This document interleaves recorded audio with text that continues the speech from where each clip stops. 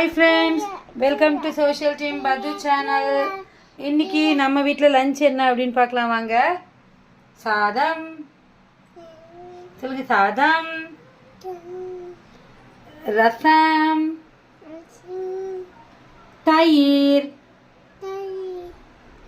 கூட்டு. கூட்டு. தக்காளி. தொக்கு. தொக்கு. இது கிழங்கு. கிழங்கு.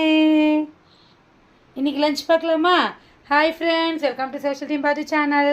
இன்னைக்கு நம்ம வீட்டில் லஞ்ச் பார்த்தீங்கன்னா சாதம். இன்னைக்கு குக்கரில் தான் சாதம் வச்சுருக்கேன் ஃப்ரெண்ட்ஸ். அதுக்கப்புறம் உர ஊற்றின தயிர், அப்புறம் ரசம்.